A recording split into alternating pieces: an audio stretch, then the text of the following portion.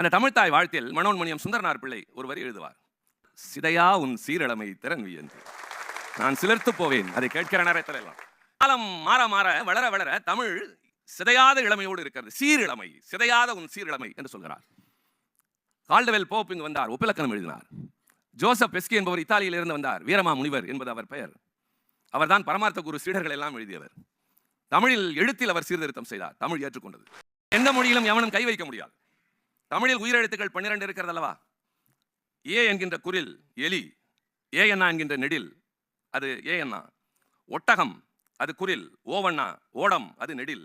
ஆனால் அந்த காலத்து தமிழ் எழுத்துக்களில் ஏ என்கின்ற குரில் இருந்தது, ஏ என்னா என்கிற நெடில் இல்லை.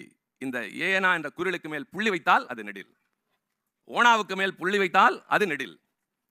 அது ஓலைச்சுவடிகள் இருந்த காரணத்தினால் புள்ளி தெரியாத போது எழுத்து குழப்பம், சொற்குழப்பம் வந்தது. வீரமா முனிவர் வந்தார். இந்த ஏனா என்கின்ற குரிலில் ஒரு கோடு எழுப்போம், அது நெடில் ஆகட்டும். ஓனா என்கின்ற குரிலில் ஒரு சுழி சேர்ப்போம், அது ஓவன் ஆகட்டும் என்றார். தமிழன் ஏற்றுக்கொண்டார். மாற்றங்களை ஏற்றுக்கொள்கிற மொழி தமிழ்.